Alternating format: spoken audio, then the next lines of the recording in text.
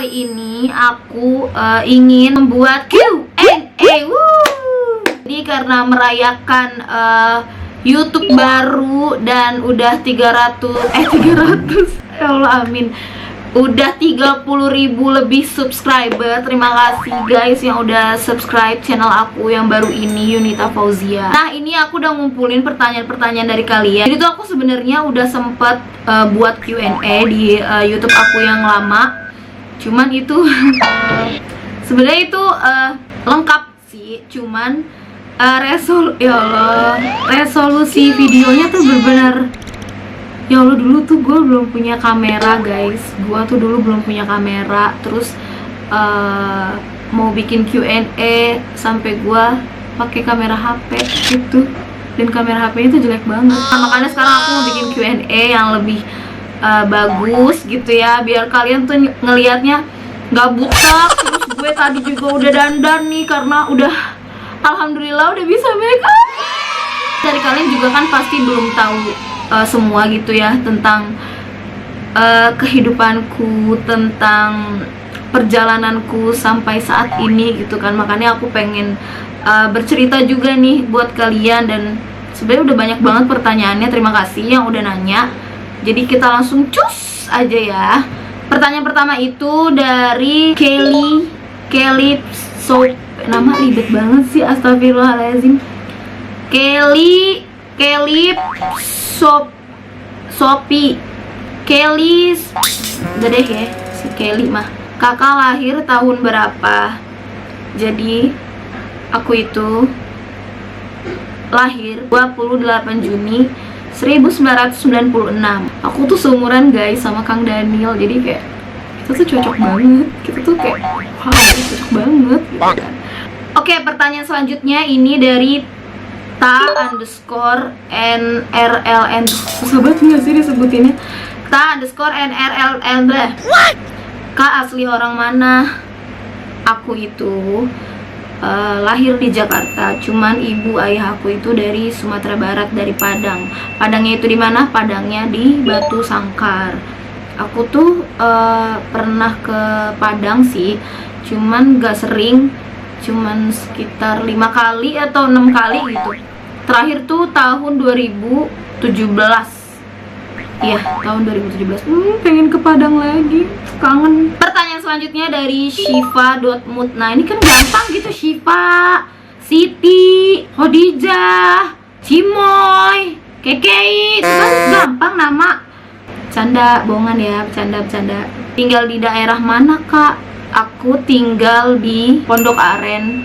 Tepatnya di dekat Bintaro gitu ya, masih daerah Bintaro. Jadi buat kalian yang tinggal di dekat aku silahkan berkomentar di bawah. Siapa tahu nanti kita bisa meet up, gemes gitu kan. Pertanyaan dari Rena.ip_. Mau nikah umur berapa? Ini pertanyaan sering banget ditanya tiap gue bikin Q&A di story maupun di Instagram. Pertanyaan ini mulu muncul, ini mulu kata gue. Sebenarnya Juni nanti umur aku udah 24 tahun. Wow. Kalau ditanya mau nikah umur berapa sih, dari dulu juga, dari SMA, dari sekolah, dari kuliah, pasti kan ngomong sama temen-temen, kita mah paling bantar mah 25 ya nikah ya, 25 ya, cewek-cewek mah 25 ya nikah ya. Juni nanti gue 24 tahun. Berarti tahun depan umur gue udah 25. Pasti kayak gue kayak mikirin lagi itu omongan gue sama temen-temen gue, 25 ya, 25. Gak segampang itu guys. Ya dikasihnya aja lah di umur berapa gitu. Tapi saya mah masih tetap berusaha kok. Kalau konten gue yang goblok-goblokan itu, yang lucu-lucuan, yang kayak gue nggak tahu diri banget, udah nggak tahu malu, teriak-teriakan, opa-opaan mulu, Koreaan mulu. Sebenarnya sih gue mikir kayak, cowok ada nggak sih yang mau sama gue gitu kalau gue kayak gini terus, ya nggak sih? Cuman di satu sisi lain gue kayak berpikir pasti ada kok cowok yang mau nerima aku apa adanya. Inilah aku apa adanya. Sebenarnya sih nggak mau deket-deket ini juga sih, karena aku lagi menikmati banget aku berkonten, main dengan teman-teman yang lain gitu, masih mau main-main, belum siap sih. Pertanyaan dari K-pop underscore AYL, Kak Infoloker, semoga dijawab. Hah? Lu kira gue job street, lu tanya-tanya gue loker? Lu gak bisa tuh, di HP lu gak ada internet. Kenapa nanya gue? Gak tahu gue gak tahu, jujur gue gak tahu sumpah. Oke, pertanyaan selanjutnya dari NL Putri 17. Awal masuk ke dunia per-K-popan. Jadi awalnya itu aku bener-bener gak tahu K-pop, gak ngerti sama sekali. Aku tuh cuma nonton drama Korea yaitu Boys Before Flower. Aku tuh punya kakak sepupu namanya Kamala. Dia tuh suka banget sama drama Korea, sama K-pop. Pokoknya tuh dia suka banget. Dia tuh sebenarnya dia tuh suka sama SHINee, dia tuh Shawl, dia suka Onyu banget pokoknya. Pada saat itu dia tuh suka banget sama VIX. Sama VIX, kalau kalian tahu VIX. Nari Mochi Gashira. Iya tuh. Jadi tuh aku dulu lagi sering-seringnya main sama dia. Dia tuh sering banget ngeplay MV-nya fix, live performance-nya fix, variety show-nya kayak Weekly Idol, nontonnya tuh di depan gue. Mau gak mau kan gue ikutan nonton tuh ya. Terus tuh dia suka banget sama Leo. Nah lama-kelamaan gue jadi kayak, kok lagunya enak, kok ganteng-ganteng.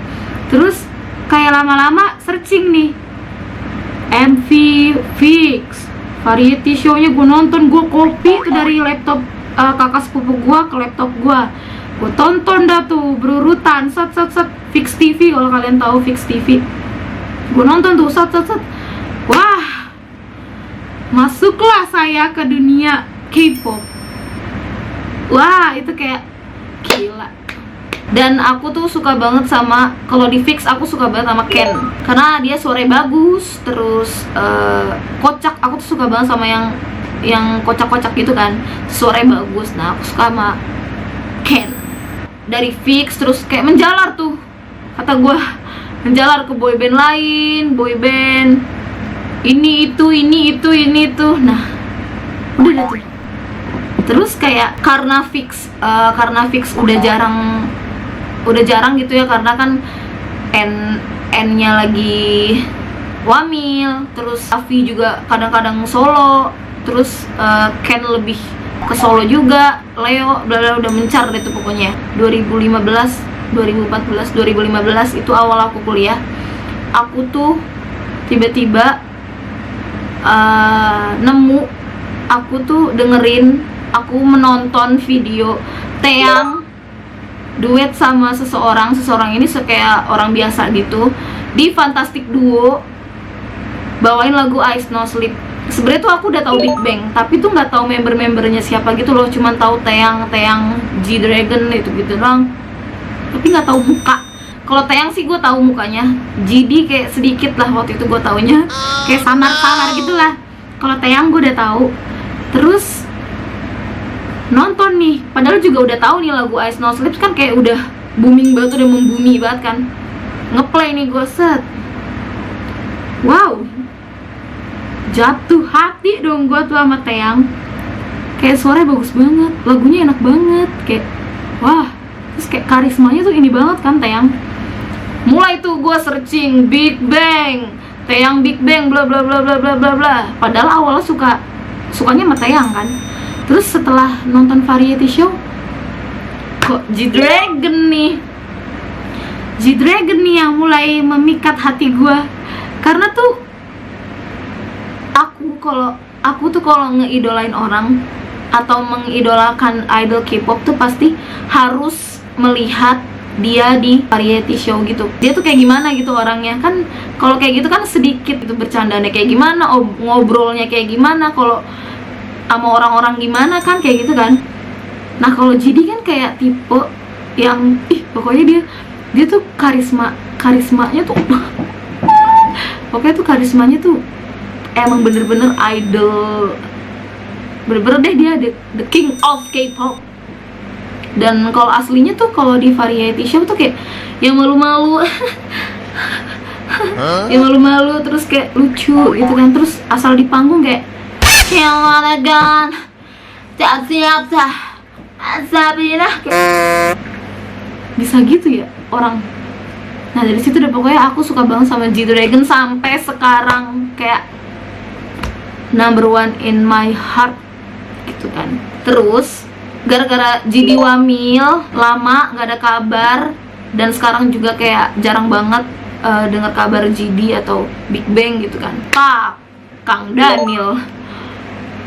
Daniel nih, sampai di kamar gue nih semua Kang Daniel, album, lightstick, merchandise lainnya, dompet, apa lagi nih, Kang Daniel semua. Lalu sekarang ini yang lagi aku lihat terus, kalau kalian followers Instagram aku pasti tahu aku lagi suka sama siapa. Update-nya dia mulu, grup itu mulu.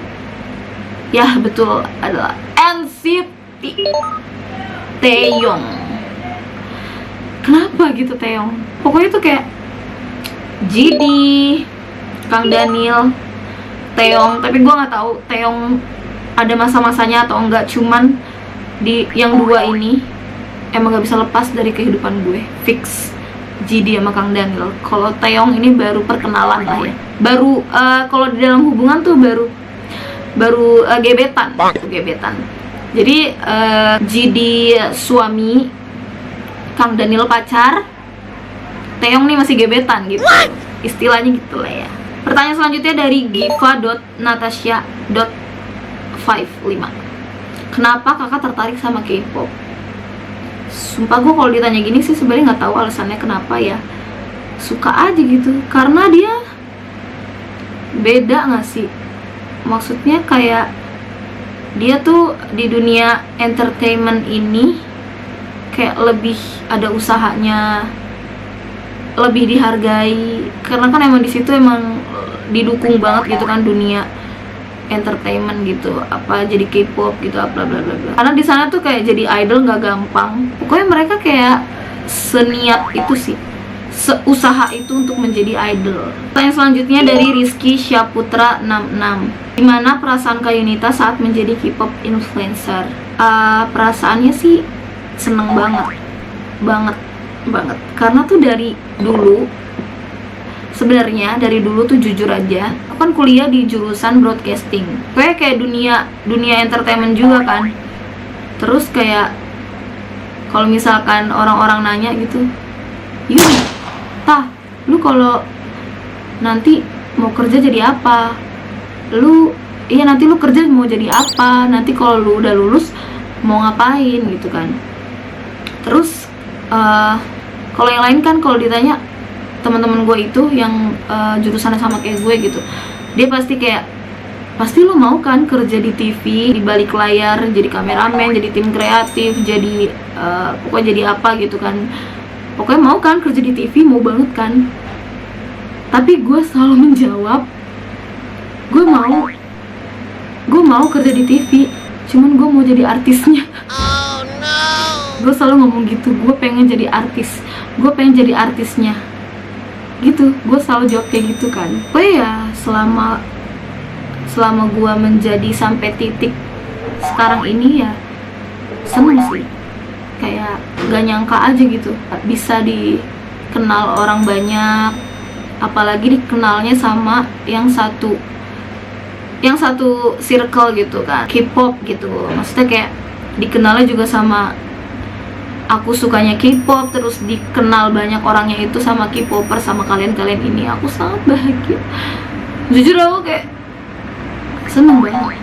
Jadi aku sangat senang dengan kalian yang udah mengenal aku. Terima kasih banyak. Jadi terima kasih banyak guys yang udah ngedukung aku selama ini. Aku juga nggak nyangka bakal kayak gini. Mungkin kalau nggak ada kalian juga aku nggak bakal kayak gini gitu. Pertanyaan selanjutnya dari NB Tisha underscore. Kakak kok bisa kepikiran jadi influencer K-pop? Sebenarnya kepikiran enggak, cuman dari dulu itu, dari awal kuliah aku tuh suka banget bikin video guys. kayak video apapun, dan itu tuh videonya kayak bukan video kayak yang apa-apa gitu, cuman kayak video lucu-lucuan aja gitu. Suka banget bikin kayak gitu. Nah dulu tuh aku sama sekali nggak punya temen K-pop, sama sekali nggak pernah punya temen K-pop. Temen aku dari SMP, SMA, kuliah, temen rumah itu nggak ada sama sekali yang suka K-pop. Nah dari pertengahan kuliah itu aku masuk kayak grup vokal gitu, lalu bertemulah dengan junior kuliah aku yaitu Stella. Itu dia suka K-pop dan kita akhirnya berteman. Nah dari kita selama bermain itu kita tuh sering banget bikin video lucu-lucuan tentang K-pop atau apa. Nah dari situ kita tuh rutin nih bikin video bla bla bla bla bla bla bla. Jadi kalau misalkan ditanya kepikiran jadi influencer K-pop, sebenarnya nggak kepikiran, karena ya aku juga nggak nyangka bakal video aku tuh bakal ditonton banyak orang gitu kan. Mungkin aku sih mikir kayak mungkin ini usaha aku, inilah hasilnya gitu. Dulu aku sering bikin video cuman kayak buat iseng-isengan, terus yang komen kadang cuma 1 orang, 2 orang, paling banyak mah 14 atau belasan gitu, 11. Dan mungkin dari rajin bikin video, terus itulah hasilnya guys. Jadi alhamdulillah banget. Pertanyaan selanjutnya dari Aminah 101101. Belum jadi Kak Yunita yang sekarang, dulu kegiatan kakak apa sih? Dulu ya sekolah, kuliah. Setelah kuliah saya bekerja. Aku tuh sempat kerja kantoran itu 3 kali, dan gak ada yang awet. Yang pertama itu aku cuma 2 bulan. Yang kedua itu aku cuma gue kedua kerja di mana sih? Yang kedua itu aku cuma sebulan, bahkan gak nyampe sebulan. Yang ketiga itu aku cuma 2 bulan, 1 bulan sih. Aku tuh emang gak cocok banget kerja di kantoran guys, sumpah. Emang ini udah ditakdirkan aku kerja seperti ini, menjadi influencer. Jadi alhamdulillah banget, Allah sudah menentukan jalan untuk pekerjaan aku gitu. Jadi alhamdulillah banget, semoga di pekerjaan aku yang sekarang ini bisa awet sampai nanti aku menjadi sukses. Amin. Amin ya Allah, amin. Pertanyaan dari Sulis_Nurfaidah 09. Assalamualaikum. Waalaikumsalam. Kayun, aku mau tanya dong. Udah kayak Mama Dede nih. Assalamualaikum. Waalaikumsalam. Curhat dong Mangga. Kayun, aku mau tanya dong, kakak mulai berhijab dari umur berapa? Aku berhijab itu alhamdulillah dari aku awal masuk kuliah. Jadi aku tuh selama sekolah sebenarnya belum pakai jilbab. Terus awal kuliah aku memutuskan untuk berjilbab. Nggak tahu kenapa, kayak pengen aja gitu, pengen berhijrah gitu. Dan alhamdulillah sampai sekarang ya, alhamdulillah. Semoga istiqomah gitu kan ya. Amin ya Allah. Semoga jilbab ini membawa menjadi kenapa nih? Menjadi jalan untuk aku menuju sukses gitu. Amin ya Allah. Kali aja nanti gue menjadi Ria Ricis. HP gue jatuh. Ricis. Semoga aku menjadi sesukses karirnya Ria Ricis. Assalamualaikum teman-teman.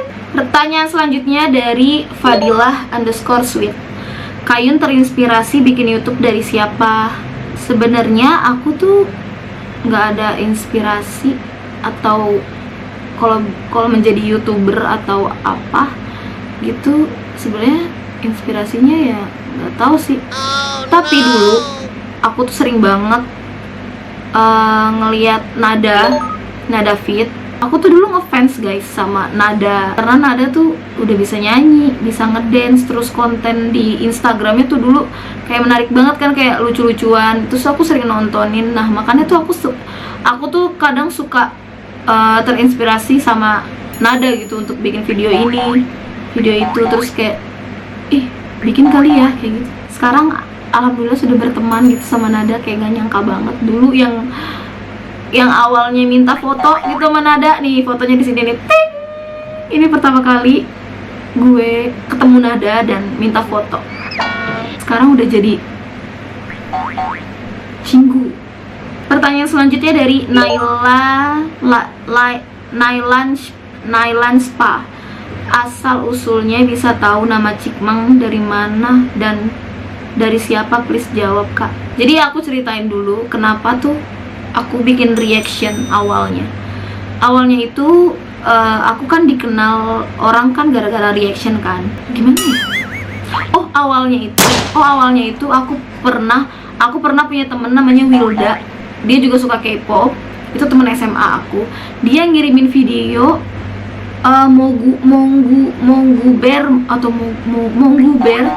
Moguber.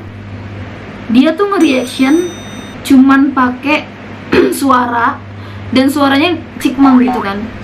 Tapi dia nge-reaction EXO gitu. Dia tuh EXO-L, jadi kayak cuman khusus reaction EXO gitu kan. Aku nontonin terus kayak gila, kocak banget sampai kayak ngakak-ngakak gitu kan. Enggak, bukan kentut gue. Ini suara bangku nih. Kok nggak bunyi lagi? Jangan bikin muka malu, yuk. Bangku guys, bangku, jujur bangku nih ya. Ini bangkunya nih. Bangku ya, bangku. Jadi lupa gue tadi. Terus akhirnya aku nunjukin ke Stella. Lucu banget nih orang. Terus iseng-iseng, itu bener-bener iseng-iseng doang. Kayak kita berdua bikin lucu juga ya kita. Terus kita ngerasa lucu gitu kan. Upload di Instagram awalnya.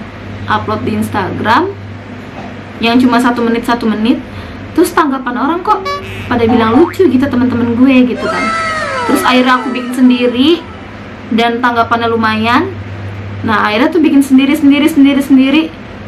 Bikin EXO. Awalnya tuh bikin, pokoknya kalau yang sama Stella tuh cuman yang 1 menit itu aku awalnya ini 101, dulu kita suka 101 kan.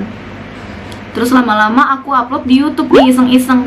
Aku bikin NCT U yang Taeyong sama Ten, yang Baby Don't Stop, itu aku nyobain sendiri. Dan itu aku gak nyangka banget, banyak banget yang nonton dan banyak banget komennya. Habis itu aku juga EXO pernah juga, dan itu juga banyak. Terus subscriber aku nambah nih terus. Wah, menarik nih kayaknya konten gue yang ini nih. Akhirnya aku lanjut ke Jennie Solo. Wah, itu gak nyangka banget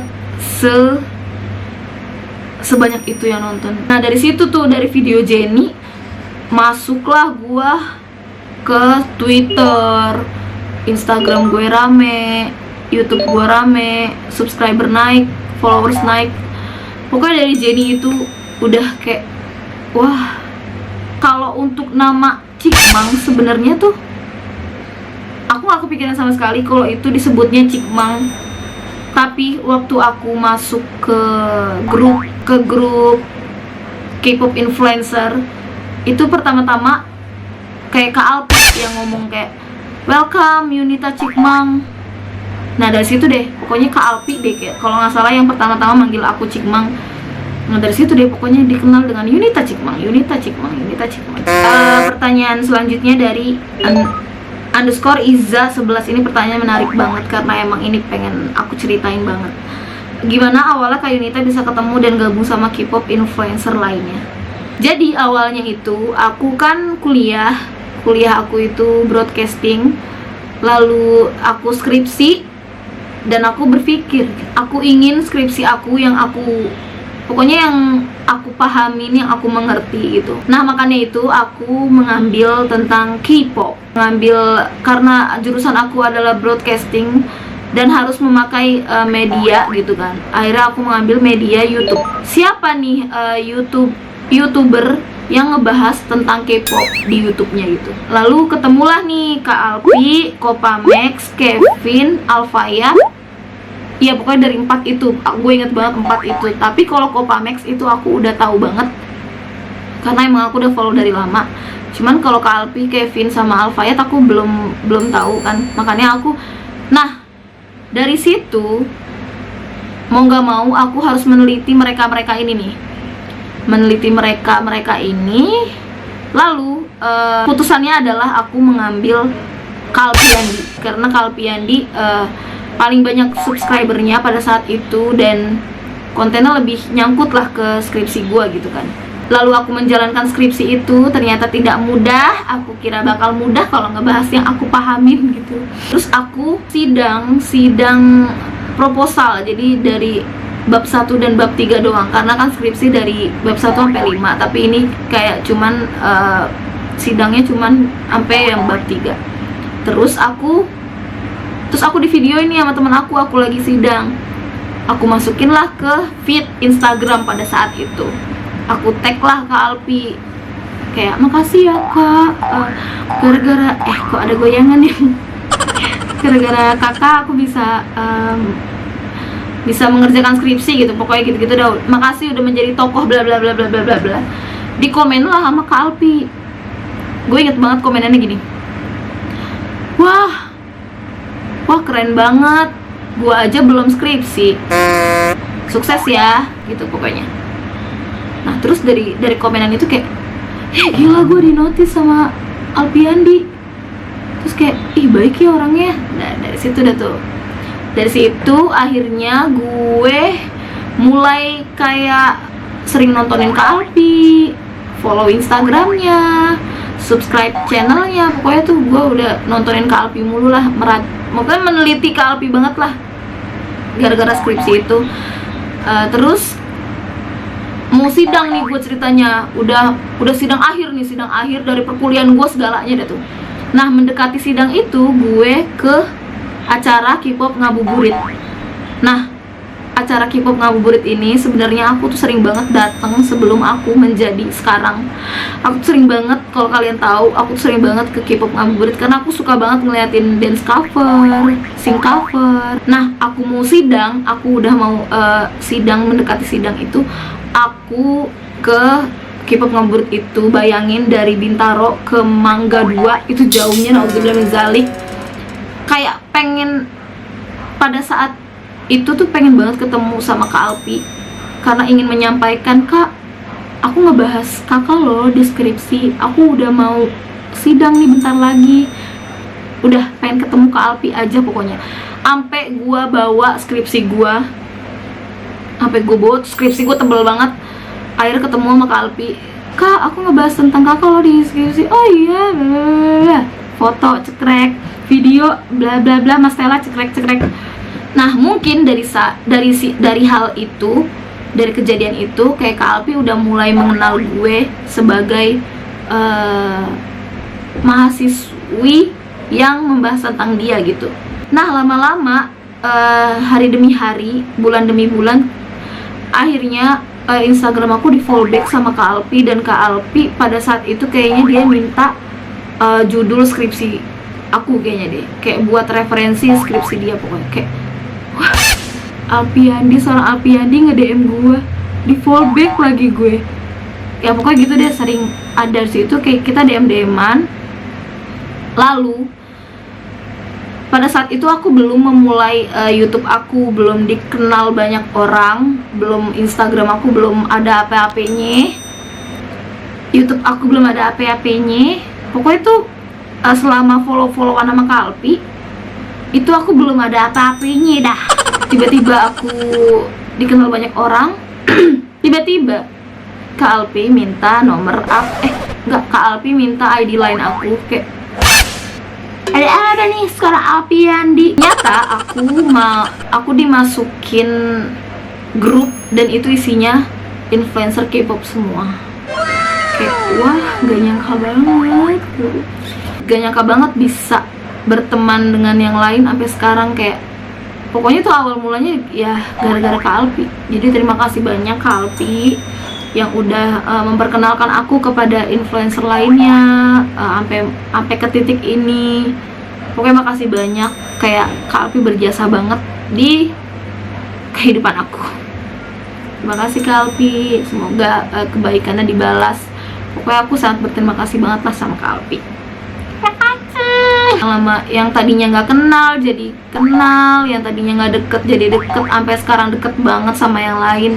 Gak nyangka bakal seakrab ini sama Nada, sama Sandra, sama Tony, sama Kalpi, sama yang lain. Kayak gak nyangka banget. Ini emang kayak udah jalannya gak sih? Kayak wow. Pertanyaan selanjutnya ini dari ZCS Kian Bertah, ribet banget, astagfirullahaladzim. Perbedaan setelah jadi influencer yang Kak Yuni rasakan itu apa? Aku tuh punya temen gitu. Aku tuh tipe orang yang gampang bergaul, jadi aku lumayan banyak temen dari sekolah juga. Terus kalau ditanya perbedaannya ya pasti aku lebih bisa mengukur, aku bisa membatasi, aku gimana sih? Aku bisa membatasi kelakuan aku gitu. Maksudnya jadi bisa gimana sih? Gini. Aku jadi bisa aku banyak belajar. Intinya aku banyak belajar semenjak menjadi influencer, kayak mulai dari perkataan, perbuatan, ya pokoknya gitu. Harus hati-hati banget semenjak aku menjadi influencer ini, kayak gak boleh semena-mena, harus berhati-hati. Terus attitude juga harus baik gitu. Jadi sih perbedaannya itu sih, kayak aku lebih bisa membatasi dan bisa memilah-milih mana yang benar, mana yang buruk gitu kan. Pokoknya banyak belajar aja sih menjadi influencer itu. Terus juga kalau ditanya perbedaan lainnya, hal lainnya itu, aku tuh sering banget enggak. Jadi gini, sebenarnya aku bukan tipe yang, aku tuh bukan sombong, aku tuh bukan orang yang aku tuh orangnya bener-bener gampang bergaul. Terus aku sih ngerasa aku tuh kalau sama orang tuh ramah gitu kan. Gak mungkin aku sombong atau apa. Sama teman-teman aku aja tuh sampai sekarang aku masih kayak baik-baik aja gitu. Cuman perbedaannya sih kayak aku bisa membedakan juga mana teman yang tulus, yang berteman sama aku tuh tulus atau pokoknya aku jadi bisa menilai temen tuh mana yang tulus, mana yang enggak.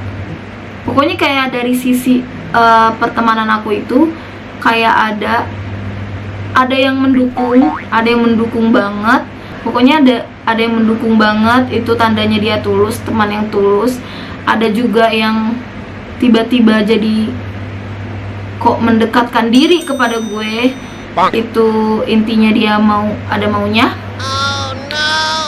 Ada juga yang menjauh. Aku nggak ngerti kenapa mereka menjauh, tapi ada juga teman yang kayak nggak mendukung sih jatuhnya. Kayak dia tuh selama aku menjadi influencer, dia kayak yang kita mau sekarang mainnya sama yang terkenal. Mungkin dia beranggapan seperti itu. Udah gak mau lah teman sama kita, mungkin dia beranggapan seperti itu. Terus jadi jarang ngajak main. Terus tiba-tiba ngumpul sama yang lain tanpa mengajak aku. Terus pokoknya terus dia menjadi jaga jarak sama aku, padahal aku bener-bener nggak berubah sedikit pun. Kalau misalkan mereka ngajak main pun aku ayo aja. Aku tuh nggak berubah sama sekali sama teman-teman aku pun. Temen rumah aku yang udah dari aku kecil itu aku masih berhubungan baik sama mereka. Teman-teman kuliah aku juga masih berhubungan baik sama aku. Teman-teman sekolah aku masih berhubungan baik juga sama aku. Cuman ada yang kayak gitu, yang tiba-tiba kayak menjauh, jaga jarak karena aku udah seperti ini, tapi mereka malah kayak gara-gara aku berteman dengan kayak Nada, influencer yang lain, Nada, Sandra, influencer lainnya gitu, mereka kan jadi menjauhkan diri. Padahal aku benar-benar gak berubah sedikit pun. Aku tetap jadi Yunita yang dulu gitu. Kenapa gitu? Sedih sih, kayak kenapa gitu. Itu aja sih perbedaannya. Kayak sangat disayangkan ya.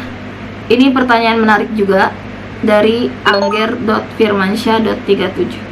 Maaf kak, sebelumnya coba kak cerita lagi kak, katanya kakak masuk akun dakwah. Jadi gini, iya aku masuk akun dakwah. Aku juga kaget banget, aku stres, aku shock, aku gak tahu mesti gimana. Karena itu bener-bener hal terbesar, hal terburuk terbesar yang pernah aku alamin selama menjadi influencer. Karena si akun dakwah ini benar-benar nge-repost video reaction aku, dan dia mempunyai followers banyak, itu hampir 700.000 orang yang follow dia, dan video aku di-repost sama dia itu udah banyak yang nonton, dan banyak banget komen yang ngejelek-jelekin aku. Itu bener-bener literally komennya itu komen hate semua, kayak bener-bener sekejam itu mulut orang, ketikan orang itu kayak ngatain aku bener-bener parah banget.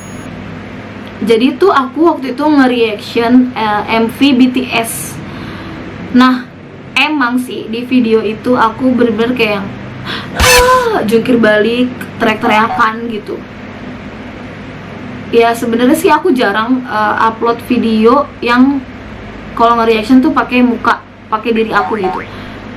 Nah pas reaction itu tiba-tiba video aku di-repost tanpa izin, dan banyak banget orang-orang kayak ustadz apa pokoknya yang kayak gitu-gitu, mereka di komunitas itulah intinya. Itu banyak banget yang nge-DM aku dan kayak nyeramahin aku, kayak banyak banget itu. Gue kayak yang stres banget, itu gue stres banget sih, parah. Itu juga itu udah ribuan komen kalau nggak salah deh. Itu nggak gue baca semua, karena kalau gue baca semua gue mungkin udah bisa gila, udah bisa stres, udah kayak udah bunuh diri kali ya. Enggak sih, nggak sampai bunuh diri, jangan sampai. Karena sekejam itu. Maksudnya gini loh, emang niat dia baik, karena emang gue juga menyadari kalau di video itu gue emang gak selayaknya cewek berjilbab gitu. Karena yang dipermasalahin adalah jilbab. Karena gue pakai jilbab, terus gue kayak yang gak bisa diem gitu, kayak gak mencerminkan cewek berjilbab gitu kan. Nah dipermasalahin itu. Tapi menurut aku dan menurut saudara-saudara aku yang udah yang kalau bisa dibilang mereka juga agamanya bagus, saudara aku tuh sampai bilang itu tuh perbuatan salah. Dia nge-repost, pertama dia nge-repost video aku tanpa izin. Itu udah salah dia, karena itu juga kalau nggak salah ada undang-undangnya. Terus yang kedua, niat dia katanya untuk memperingatkan sesama muslim gitu kan. Tapi ada hadis yang ngasih tahu kalau ingin mengingatkan sesama umatnya itu nggak boleh di depan orang banyak, harus pokoknya saling mengingatkan itu ya diri ke diri atau berdua atau berapa orang gitu. Tapi dia nge-repost dengan followers dia yang udah hampir 700.000, dan itu komenannya banyak banget yang hina-hina aku. Apakah itu layak? Apakah dia nggak mikir kalau efeknya itu membuat orang juga berbuat dosa gitu, kayak ngatain aku? Emang itu menurut menurut dia nggak dosa. Maksudnya kalau ingin mengingatkan aku ya baik-baik, jangan malah membuat orang jadi ngata-ngatain aku gitu. Itu salah sih, menurut aku sih salah. Kalau menurut kalian gimana? Menurut aku sih salah. Dan dari situ itu gue udah stres banget, kayak nggak tahu mesti gimana, karena aku tuh mikirnya gini loh, nggak apa-apa kalau gue yang dihujat, cuman takutnya berita ini, hal ini nyampe ke orang tua gue. Ibu ayah gue ngeliat, untungnya ibu ayah gue nggak punya Instagram, jadi dia nggak bisa ngeliat.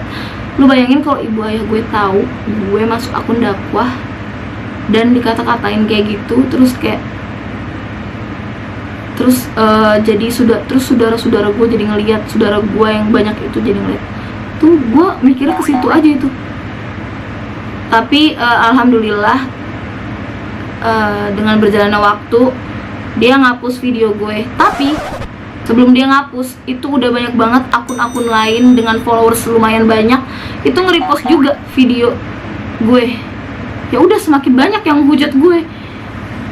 Itu parah banget sih. Cuman banyak banget juga yang ngedukung aku, yang ngasih semangat aku, kayak teman-teman aku, kalian-kalian ini followers aku, subscriber aku, nyemangatin aku karena menurut mereka dan menurut orang itu juga tindakan salah sih. Cuman ya dari situ juga aku belajar juga, ngambil hikmahnya aja, ngambil hal yang baiknya aja gitu. Jadi ya gitu sih, itu hal terburuk terbesar yang pernah aku alami. Jadi ya semoga nggak ada lagi hal-hal kayak gini, semoga berjalan dengan baik. Nah jadi segitu aja yang bisa aku jawab pertanyaannya. Mungkin nanti boleh nanya apa lagi, tapi jangan nanyanya ini mulu. Mungkin nanti aku bakal bikin Q&A lagi dengan pertanyaan yang beda. Ya iyalah, masa mau pertanyaan yang sama gitu. Pokoknya terima kasih yang udah nanya, semoga terjawab. Aku udah lega banget aku bercerita ke kalian, semoga menarik gitu ya cerita gue. Semoga juga menginspirasi kalian juga. Terima kasih juga yang udah nonton. Terima kasih yang selama ini udah dukung aku, subscribe channel aku, follow Instagram aku. Makasih banget, tanpa kalian aku tidak bisa sampai ke titik ini. Terima kasih ya guys ya. Semoga kalian tetap terhibur sama aku, nggak bosan-bosan sama aku. Dan terima kasih juga yang udah nonton video ini. Jangan lupa yang belum subscribe, tinggal subscribe channel aku yang ini, karena di channel ini bakal ditaruh konten-konten yang menarik kayak games, kata terlarang yang kalian tunggu-tunggu, dan video-video konten yang lainnya. Kalau channel Yunita yang ini, Yunita Fauzia Cikbang, itu ini khusus reaction aja guys. Tapi kalau misalkan konten games dan yang lain-lain, ini bakal ditaruh di YouTube aku yang ini. Jadi jangan lupa subscribe, jangan lupa juga buat yang suka video ini like-nya, komen di bawah juga. Terima kasih guys yang udah nonton. Annyeonghaseyo, kamsahamnida.